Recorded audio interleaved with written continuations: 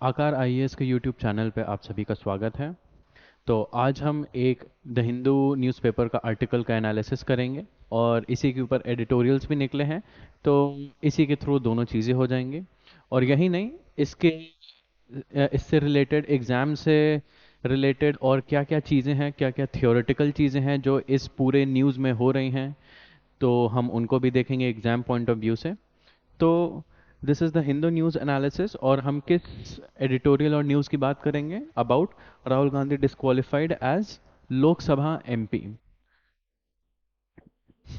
तो हम क्या क्या देखेंगे इसमें, आइए देखते हैं। तो सबसे पहले देखेंगे इस पूरे टॉपिक में हमारा एग्ज़ाम से रिलेटेड क्या इंटरेस्टिंग चीज़ें हैं, क्या क्या रेलेवेंस है एग्ज़ाम के लिए, और ये टॉपिक कहाँ पे आता है एक्चुअली। ये एक्चुअली न्यूज़ क्या है, क्या एक्चुअली हो रहा है, हम उसके बारे में देखेंगे। एंड उस न्यूज़ से रिलेटेड जो भी एग्ज़ाम पॉइंट ऑफ व्यू से रिलेटेड डेफिनेशंस हैं, कॉन्सेप्ट्स हैं, हम उनको फर्दर स्टडी करेंगे। जैसे लोकसभा सेक्रेटरीट हो गया, डिफेमेशन क्या होता है, कितने तरीके का होता है, उससे रिलेटेड क्या क्या आर्गूमेंट्स होते हैं वो पढ़ेंगे। सुप्रीम कोर्ट का क्या वर्डिक्ट है उससे संबंधित वो देखेंगे। और उसके बाद हम देखेंगे एमपीज़ कैसे डिस्क्वालीफाई होते हैं, क्या क्या लॉज हैं उनके डिस्क्वालिफिकेशन से रिलेटेड।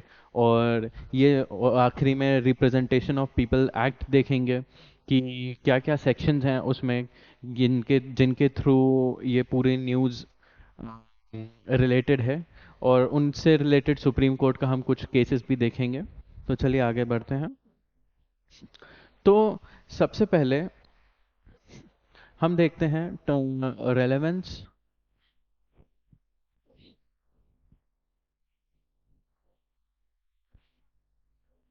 Relevance and syllabus. तो ये जो टॉपिक है प्री मेंस दोनों के लिए इम्पोर्टेंट है, एंड पर्टिकुलरली प्री के लिए ज़्यादा इम्पोर्टेंट है ये टॉपिक।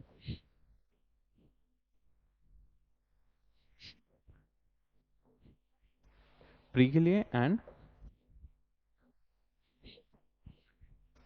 तो प्री के लिए दो चीज़ें इम्पोर्टेंट हैं इसमें, अबाउट फंडामेंटल राइट्स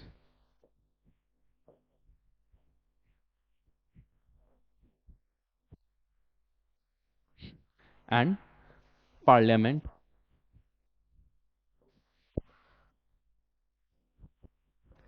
तो फंडामेंटल राइट्स क्यों? क्योंकि हम डेफेमेशन की बात कर रहे हैं। कहीं ना कहीं ये रीजनेबल रिस्ट्रिक्शन होता है डेफेमेशन, आर्टिकल 19 का। तो आर्टिकल 19 से रिलेटेड काफ़ी सारे अभी तक प्रीलिम्स में क्वेश्चंस पूछे जा चुके हैं, जैसे स्टेट पीसीएस हो गया, यूपीएससी हो गया, दोनों। एंड यहीं पार्लियामेंट भी एक फेवरेट क्वेश्चन होता है कॉम्पिटिटिव सर्विसेज का। जैसे कि हम जानते हैं ऑलमोस्ट यूपीएससी में ऑलमोस्ट 20 क्वेश्चंस आते हैं पॉलिटी के, स्टेट पीसीएस में ऑलमोस्ट 25 क्वेश्चंस आते हैं, एंड उसमें 3-4 क्वेश्चंस तो होते ही हैं सिर्फ पार्लियामेंट से related, disqualification, qualification, about Lok Sabha speaker, powers of parliament, और इन सारी चीज़ों से रिलेटेड। और जो मेंस हो गया, मेंस में आता है आपका analysis part about freedom of speech, freedom of speech, article 19 से रिलेटेड चीज़ें पूछी जाती हैं, एंड अबाउट आर्टिकल 21। आर्टिकल 21 से रिलेटेड ये टॉपिक कैसे है, क्योंकि जो डिफेमेशन है रेपुटेशन को इम्पैक्ट करता है, और जो रेपुटेशन है वो आर्टिकल 21 के अंडर आती है। और तीसरी बहुत important cheese, representation of people act. ये तीनों चीज़ें, इनसे रिलेटेड करंट अफेयर्स आपको बिल्कुल ही पढ़नी पड़ती हैं, इनसे रिलेटेड आपको जानकारी होना चाहिए, एनालिसिस होना चाहिए। और जो रिप्रेजेंटेशन ऑफ पीपल्स एक्ट है ये स्पेसिफिकली सिलेबस में भी दिया गया है about GS in GS two syllabus of polity. तो यहाँ यहाँ पे ये पूरा जो आर्टिकल है यहाँ यहाँ पे फिट होता है। तो देखते हैं एक्चुअली में न्यूज़ क्या है। सो न्यूज़ इज अबाउट कि 23 मार्च को राहुल गांधी जो वायनाड कॉन्स्टिट्यूंसी के मेंबर ऑफ पार्लियामेंट हैं, he has been held guilty and sentenced to 2 years in jail by a Surat High Court in a 2019 defamation case over his remarks about the Modi surname। तो 2019 में उन्होंने एक statement दिया था about the Modi surname, उन्होंने कुछ इसको thief से अटैच करके ये स्टेटमेंट दिया था। एंड काफ़ी सारे लोग जिनका और नाम सरनेम जो मोदी है वो थोड़ा बुरा मान गए होंगे, तो उन्होंने इनके खिलाफ केस फाइल किया, डेफेमेशन का केस फाइल किया 2019 में। तो उसका वर्डिक्ट 2023 के मार्च 23 में आया और डिफेमेशन के अंडर उन्हें जेल दी गई। तो ये चीज़ें हैं, हम पढ़ेंगे। जैसे डिफेमेशन हो गया, इसके बारे में पढ़ेंगे। The conviction triggered the process of disqualification as law maker.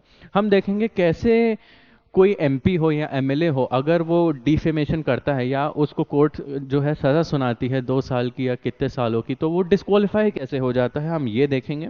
And the notice issued by Lok Sabha Secretariat disqualifying Rahul Gandhi mentions Article 102 of Indian Constitution and Representation of People Act 1951। तो ये कुछ laws हैं जिनके जो Lok Sabha secretariat ने mention करे हैं, in laws के तहत उनका डिस्क्वालिफिकेशन हुआ है और ये ऑफिशियल नोटिस है। तो लोकसभा सेक्रेटरीट ने ये नोटिस जारी करा है, बोला है, consequent upon his conviction by the court of the chief judicial magistrate Surat, Shri Rahul Gandhi, member of Lok Sabha representing the Wayanad parliamentary constituency of Kerala, stands disqualified from the membership of the Lok Sabha from the date of his conviction in terms of provisions of Article 102 of the Indian Constitution, read with Section 8।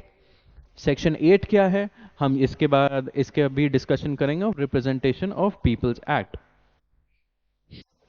तो ये पूरी news है। चलिए अब इसका हम in depth analysis करते हैं। एक्चुअल में ये जो न्यूज़ है ये एग्ज़ाम में नहीं पूछी जाएगी। न्यूज़ अक्सर आती रहती हैं, पॉलिटिकल चीज़ें होती रहती हैं कंट्रीज़ में। As an aspirant, as somebody जो एग्ज़ाम्स के लिए प्रिपेयर कर रहा हो, ये चीज़ बहुत ज़्यादा इम्पॉर्टेंट नहीं है कि कौन डिस्क्वालीफाई हो रहा है, लेकिन आपको फिर भी ये पढ़ना होता है ये जानने के लिए कि किन प्रावधानों का यहाँ पे इस्तेमाल हुआ जा रहा है, कैसे कैसे ये अपने संविधान में प्रावधान दिए गए हैं, उनका क्या मतलब है, उनसे रिलेटेड क्या प्रोविजंस हैं, ये आपको पढ़ने की ज़रूरत है और ये एग्ज़ाम में पूछी भी जाती हैं। तो ये पर्सपेक्टिव आप रखिएगा। तो सबसे पहले जानते हैं लोकसभा सेक्रेटरीट क्या है। The two houses of parliament are given the authority. Constitution जो है दोनों जो संसद होता है उसे अथॉरिटी देती है to draft their own rules of procedure and have distinct secretarial staffs under the constitution. तो कॉन्स्टिट्यूशन खुद उन्हें अधिकार देता है सांसद को कि आप अपना एक सेक्रेटरियल स्टाफ रख सकते हैं। The backbone of Indian Parliament, however, is an autonomous secretariat that works ceaselessly in the background to support legislative function। तो हमें पता है संसद कैसे काम करता है। एमपीज जो हैं बिल्स लाते हैं, उनको लॉज में बनाते हैं, डिस्कशन करते हैं, डिबेट्स होता है, वहाँ पे क्वेश्चंस पूछे जाते हैं और भी काफ़ी सारी पावर्स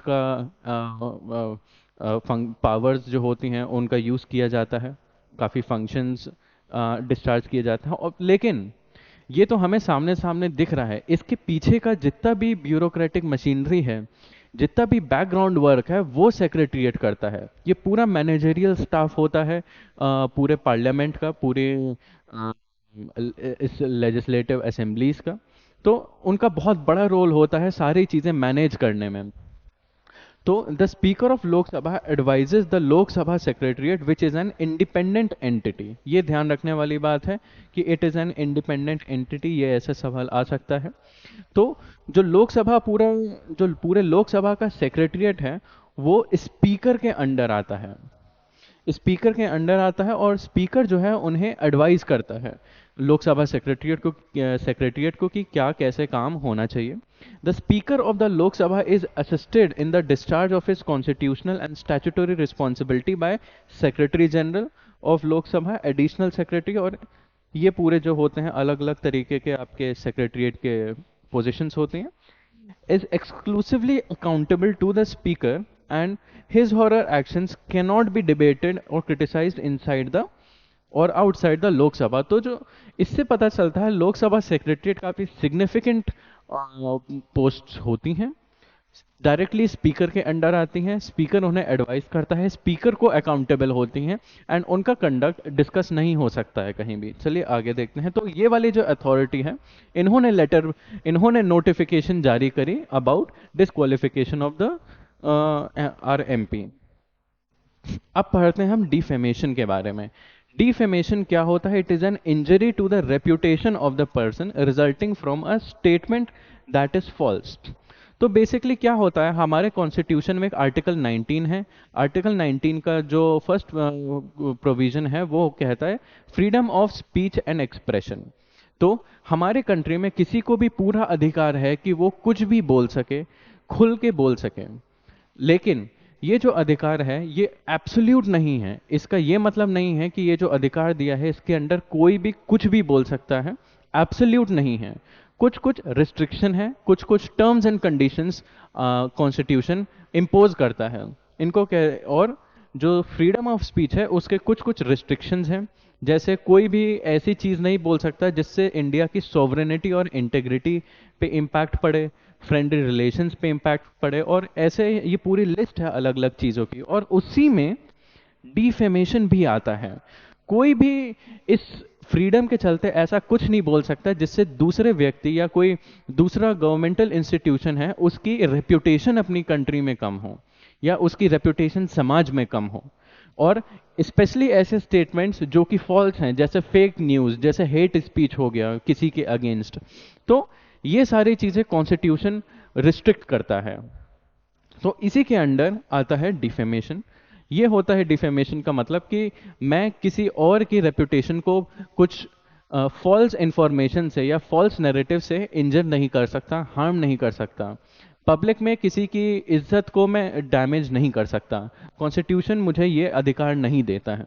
और any one who feels that he और she has been wrongly accused, किसी को लगे कि झूठा इल्जाम लगाया है of something by someone in public through words और जेस्चर्स स्पोकन, रिटन और by inference, can file a defamation suit in court.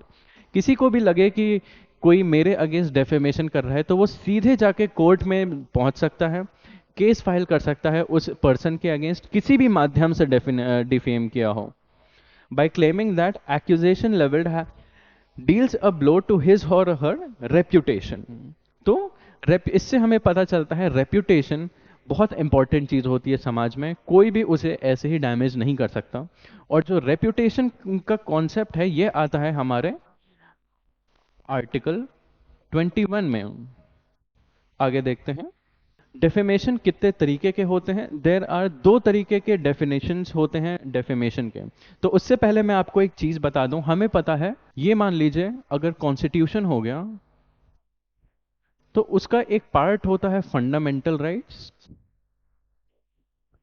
Fundamental rights, और उसका एक पार्ट होता है आर्टिकल 19। और आर्टिकल 19 का रीजनेबल रिस्ट्रिक्शन होता है डेफेमेशन। तो एक डेफेमेशन का कॉन्स्टिट्यूशन से लिंक यहां पे है, लेकिन कॉन्स्टिट्यूशन डिफाइन नहीं करता है कि डेफेमेशन क्या होता है।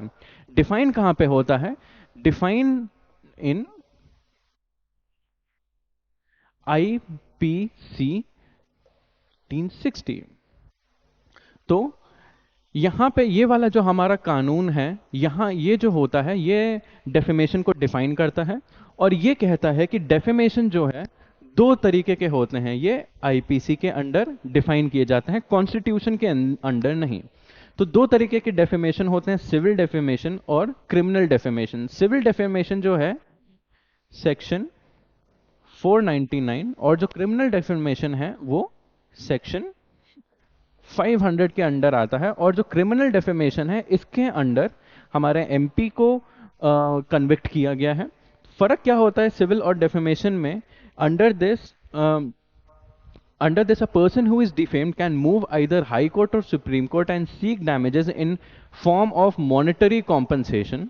There is no punishment in the form of jail. तो सिविल डेफेमेशन में कोई जेल नहीं होती है, सिर्फ मॉनेटरी में सिर्फ फाइन भरना पड़ता है। लेकिन क्रिमिनल डेफेमेशन में जेल होती है और ज़्यादा से ज़्यादा 2 साल की सज़ा सुनाई जा सकती है। तो ये चीज़ है अबाउट डेफेमेशन। और इसके अगेंस्ट कुछ आर्गुमेंट्स होते हैं कि हमारी कंट्री में क्या डेफेमेशन लागू होना चाहिए, डेफेमेशन जैसी चीज़ नहीं होनी चाहिए। तो इसके कुछ आर्गुमेंट्स देख लेते हैं। Freedom of speech and expression of media is important for a vibrant democracy. किसी भी डेमोक्रेसी में जहाँ पे लोगों को इंपॉर्टेंस दी जाती है, वहाँ लोगों के स्पीच एंड एक्सप्रेशन को पैरामाउंट इंपॉर्टेंस देनी चाहिए। And threat of persecution is alone to suppress the truth. तो आर्गुमेंट इसके खिलाफ सबसे पहला यह है कि डिफेमेशन को थ्रेट की तरह यूज किया जा सकता है, धमकाने की तरह के तरीके से यूज किया जा सकता है सच को दबाने के लिए। ये एक आर्गुमेंट अगेंस्ट है। Influential people misuse provisions to suppress any voices against them. जो बहुत जाने माने लोग हैं, कई बार वो इसका दुरुपयोग करते हैं डेफेमेशन वाले प्रावधान का, ताकि उनके अगेंस्ट जो क्रिटिसिज्म है उसको दबा सकें। Criminal provisions have often been used as means of harassment. जो सेक्शन 500 है क्रिमिनल डेफेमेशन का, उसको अक्सर ऐसे इन्फ्लुएंशियल लोग जो होते हैं, पावरफुल लोग जो होते हैं, वो हैरेस करने के लिए यूज करते हैं। Right to reputation cannot be extended to collectives such as government which has resources to set damages to their reputation. एक और आर्गुमेंट होता है कि जो राइट टू रेप्यूटेशन है वो गवर्नमेंट एंटिटीज पे लागू नहीं किया जा सकता, क्योंकि गवर्नमेंट एंटिटीज के पास रिसोर्सेज होते हैं कि वो अपने रेप्यूटेशन को वापस रिपेयर कर सके। अब आर्गुमेंट्स फॉर क्या हैं कि हमारी कंट्री में डेफेमेशन जैसी चीज, डेफेमेशन जैसा रीजनेबल रिस्ट्रिक्शन क्यों होना चाहिए।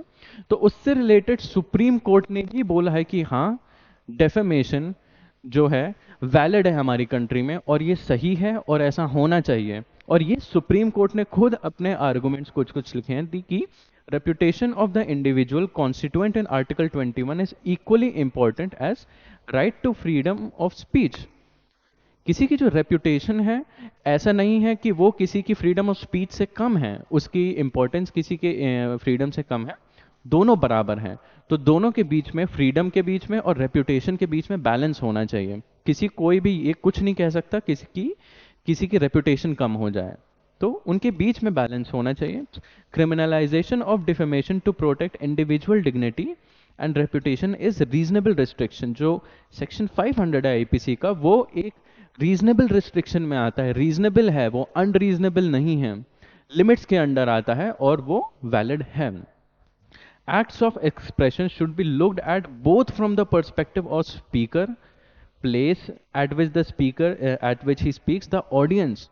तो जब भी हम डिफेमेशन के बारे में हम एनालिसिस करते हैं, तो हमें काफ़ी सारी चीज़ें ध्यान में रख के उस पर वर्डिक्ट देना चाहिए कि कौन बोल रहा है, किसके सामने बोल रहा है, कहाँ बोल रहा है, और एग्जैक्टली नेचर क्या है उसके बोलने का, इंटेंशन क्या है।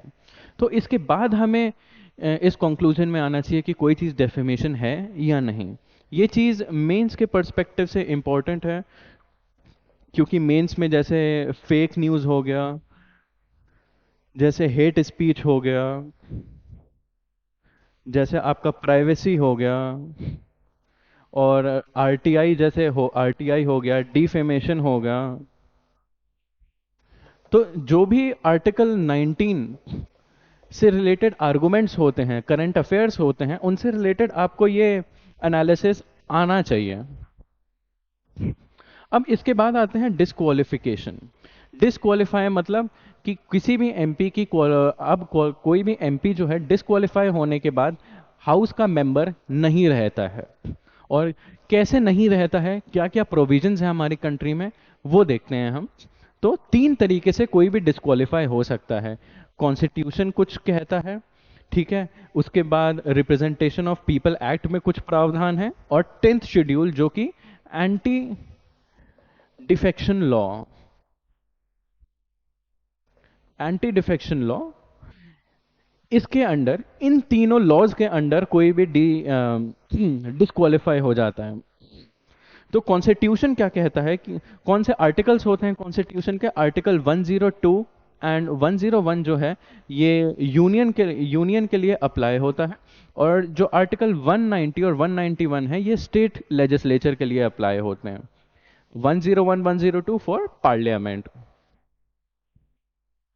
एंड होते क्या क्या है कि कोई भी अगर नॉन सिटीजन ऑफ इंडिया हो, कि अगर भारत का सिटीजन ना हो, और ऑफिस ऑफ प्रॉफिट हो, डिक्लेयर्ड ऑफ अनसाउंड माइंड हो, अनडिस्चार्ज इंसॉल्वेंट हो, and under any law by parliament. तो ये कुछ चीजें हैं जो कॉन्स्टिट्यूशन कहता है। एक चीज आप ध्यान में रखिए, office of profit, declared unsound mind और अनडिस्चार्ज इंसॉल्वेंट, इनको कॉन्स्टिट्यूशन मेंशन करता है लेकिन इनको डिफाइन नहीं करता है, इनको वेग रखा, मतलब एक टाइप से इनका जो इंटरप्रिटेशन है वो वेग है। तो ये चीज अक्सर एग्जाम्स में पूछी जाती है कि क्या क्या चीजें कॉन्स्टिट्यूशन में डिफाइंड हैं, क्या क्या नहीं है, and specially office of profit defined नहीं है। अब अंडर एनी लॉ कॉन्स्टिट्यूशन कहता है कि हाँ इन चीजों में तो कोई भी डिस्क्वालीफाई होगा, लेकिन अगर पार्लियामेंट को ऐसा लगे कि और भी कंडीशंस होनी चाहिए डिस्क्वालीफाई की, तो पार्लियामेंट लॉ बना सकता है उसके लिए। तो इसके लिए पार्लियामेंट ने एक लॉ बनाया, representation of people's act. Representation of people act जो है वो इलेक्शन से रिलेटेड और मेंबर्स की क्वालिफिकेशन और डिसक्वालिफिकेशन को और डिटेल वे में मेंशन करता है। और रिप्रेजेंटेशन ऑफ पीपल एक्ट का एक सेक्शन होता है जो कि डिसक्वालिफिकेशन को डील करता है, और डिसक्वालिफिकेशन में खासकर कन्विक्शन बाय कोर्ट को डील करता है। कि एक्ट ये कहता है कि डिसक्वालिफिकेशन, अगर कोई कोर्ट ऐसी सजा सुनाएगा तो उस केस में डिसक्वालिफिकेशन कैसे होगा। और 10th शेड्यूल के अंडर डिस्क्वालिफिकेशन की कोई भी अगर दल बदल कर रहा है हाउस के अंडर तो कैसे डिस्क्वालिफिकेशन होगा। तो ये तीनों चीजें आपको प्रीलिम्स के पॉइंट ऑफ व्यू से जानने की काफी आवश्यकता है। ये चीजें आप जानिए, प्लस इनकी जो आपके नोट्स की थ्योरीज हैं उनको भी जाके आप एक बार रिवाइज करिए। एग्जाम के पॉइंट ऑफ व्यू से फ्रीक्वेंट क्वेश्चंस होते हैं इन तीनों चीजों के ऊपर। अब देखते हैं रिप्रेजेंटेशन ऑफ पीपल एक्ट। तो बेसिकली क्या है ये हम जान चुके हैं। Constitution allows parliament to make provisions in all matters, ये ध्यान में रखने की बात है, relating to election to parliament and election to parliament and state legislature. और जब ये पावर प्रोवाइड गई तो पार्लियामेंट ने ये दोनों एक्ट बनाए, representation of people act 1950 and 1951। तो रिप्रेजेंटेशन ऑफ पीपल एक्ट 1951 क्या क्या चीजें डिस्कस करता है, अबाउट कंडक्ट ऑफ इलेक्शन के बारे में बात करता है, क्वालिफिकेशन और डिसक्वालिफिकेशंस के बारे में बात करता है, करप्ट प्रैक्टिसेस के बारे में बात करता है और अदर ऑफेंसेस, और इसके अलावा और भी क्या डिसक्वालिफिकेशन के ऑफेंसेस होते हैं। और अगर कोई डिस्प्यूट्स होते हैं और इलेक्शन से संबंधित कोई भी डिसीजंस होते हैं तो उनसे रिलेटेड क्या प्रोसीजर है वो उसके बारे में करता है। कंडक्ट ऑफ इलेक्शंस के बारे में बात करता है, पॉलिटिकल पार्टीज के रजिस्ट्रेशन के बारे में बात करता है, एडमिनिस्ट्रेटिव मशीनरी के बारे में। ये हम चीजें इसलिए डिस्कस कर रहे हैं क्योंकि ये सिलेबस का पार्ट है। इससे रिलेटेड जो एनालिसिस है, डिबेट्स चलती हैं, वो एग्जाम में ऑलमोस्ट हर दूसरे साल मेंस में स्पेशली पूछी जाती हैं। मेंस वाला टॉपिक है एक्चुअली। तो ये आपको इसके बारे में इंफॉर्मेशन होना बहुत जरूरी है। अब इसके क्या क्या ऐसे प्रोविजंस हैं जिनके अंडर डिसक्वालिफिकेशन हुआ है। तो रिप्रेजेंटेशन ऑफ पीपल एक्ट है, इसके अंडर काफी सेक्शंस हैं और सेक्शंस के अंडर सब सेक्शंस हैं। तो इसमें काफी सारे सेक्शंस हैं और उनमें से हमारे पढ़ने वाली चीज जो है सेक्शन 8 है। सेक्शन 8 जो है representation of people's act deals with disqualification for conviction of offences. जो हमारे राहुल गांधी जो मेंबर ऑफ पार्लियामेंट है उनके केस में जो हुआ है, ये जो है सेक्शन उसके बारे में डील करता है। तो उसके बारे में देख लेते हैं क्या क्या सेक्शंस हैं। तो सेक्शन के सब सेक्शन 1, 2, 3 के बारे में पहले बात करते हैं। Include specific offences such as promoting enmity between two groups, दो दलों के बीच में दुश्मनी को प्रमोट करना, फिर वो पॉलिटिकल भी हो सकते हैं, किसी भी तरीके के हो सकते हैं, ब्राइबरी, अनड्यू इन्फ्लुएंस और personation at the election, at an election. Election के समय कोई भी ऐसी एक्टिविटी अगर कोई करता हुआ पाया जाता है, कोई भी मेंबर करता हुआ पाया जाता है, तो वो डिस्क्वालीफाई हो जाएगा। Offences that deal with hoarding और profiteering, adulteration of food or drugs, and for conviction and sentences of at least 6 months for an offenses under provisions of dowry prohibition act। तो इलेक्शन के time पे या कोई भी member जो हो hoarding कर रहा हो, खाने में मिलावट के कामों को प्रमोट कर रहा हो, या ड्रग्स के मिलावट का काम कर रहा हो, और कोई भी ऐसा जुर्म जिसकी सजा 6 महीने तक लागू होती है, जिसमें 6 महीने तक की सजा दी जाती है, या फिर डाउरी प्रोहिबिशन एक्ट के अगेंस्ट वो जा रहा हो, तो डिस्क्वालीफाई हो जाएगा। और जो हमारा प्रेजेंट केस है उसमें ये वाला सेक्शन यूज होता है, सेक्शन 8 का clause 3, disqualifies a convicted person who has been sentenced to imprisonment for not less than 2 years। ये सेक्शन ये कहता है अगर कोई भी मेंबर है, कोई भी अदालत उसे 2 साल या उससे ज्यादा की सजा देगी, सुनाती है, तो वो वाला मेंबर डिस्क्वालीफाई हो जाएगा, वो वाला मेंबर मेंबर नहीं रहेगा लोकसभा या फिर राज्यसभा का या फिर किसी भी स्टेट लेजिस्लेटिव असेंबली का। तो ये चीज यहाँ पे जानने वाली है। तो और एक और इसका पहले हुआ करता था सेक्शन 8(4), ये कहता था Representation of People Act stated that disqualification takes effect only after 3 months have elapsed from the date of eviction। ये वाला सेक्शन ये कहता है किसी को 3 महीने के बाद कन्विक्शन अगर हो गया किसी तारीख को, तो उसके 3 महीने बाद ही वो डिस्क्वालीफाई होगा। तो लोग जो हैं इसका मिसयूज करते थे, जो पार्लियामेंटेरियंस हैं वो इसका मिसयूज करते थे। किसी के अगेंस्ट कोई क्रिमिनल केस चल रहा होता था, उसको कई सालों की सजा सुनाई जाती थी, 2 साल से ज्यादा, तो 3 महीने तक वो डिस्क्वालीफाई नहीं होता था, 3 महीने तक वो हाउस में रहता था, और उसके बाद वो अक्सर अपील फाइल कर देते थे कोर्ट में, जिसकी मदद वजह से मैटर जो है और लंबा चलता था। तो इसकी वजह से क्या होता था, क्रिमिनलाइजेशन ऑफ पॉलिटिक्स होता था।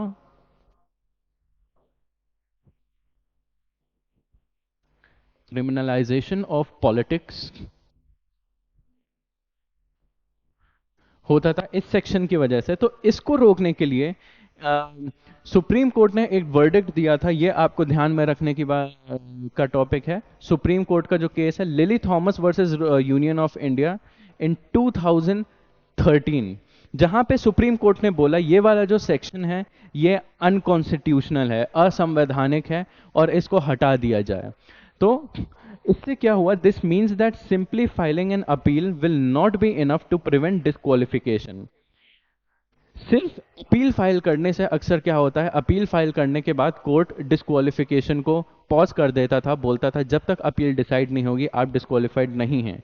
अब क्या होता है, सिर्फ अपील फाइल करने से डिस्क्वालिफिकेशन आपका नहीं रुकेगा।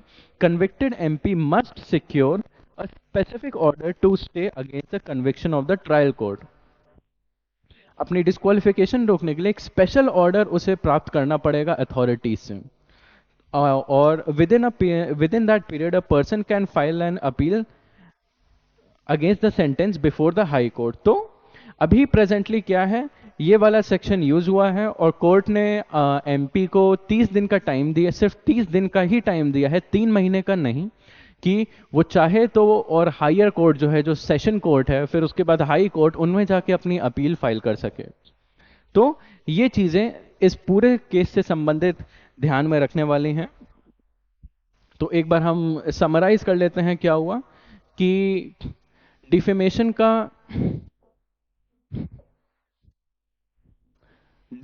का केस आया, आर्टिकल 19 के अंडर ये एक रीजनेबल रिस्ट्रिक्शन है।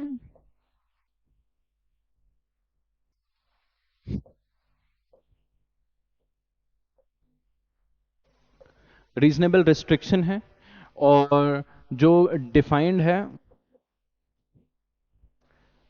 है आईपीसी 1860 में, और इसमें दो हैं, सेक्शन 499 और सेक्शन 500 जो है क्रिमिनल डिफेमेशन के ऊपर है, और साथ ही साथ क्या है, रिप्रेजेंटेशन ऑफ पीपल एक्ट 1951 का सेक्शन 8(3), इसको यूज किया गया है टोटल पूरा वर्डिक्ट हमें कोर्ट को पास करने में।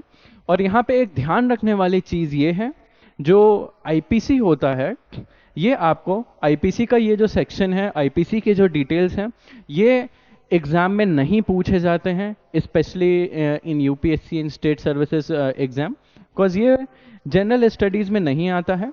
तो ये जो है इंफॉर्मेशन, ये आपको अपनी जनरल अवेयरनेस के लिए पता होनी चाहिए, लेकिन जो एग्जाम के लिए जरूरी है वो है ये, और रिप्रेजेंटेशन ऑफ पीपल एक्ट, ये मतलब कॉन्स्टिट्यूशन। कि कॉन्स्टिट्यूशन क्या कहता है इन सारी चीज़ों से related, representation of people act क्या कहता है इन सारी चीज़ों से रिलेटेड, क्या लॉज हैं, क्या प्रोविजंस है, ये आपको जानना बहुत ज़रूरी है। लेकिन आईपीसी के अंडर जो हो रहा है वो जानना ज़रूरी नहीं है। और साथ ही साथ जो सुप्रीम कोर्ट केसेस होते हैं, जैसे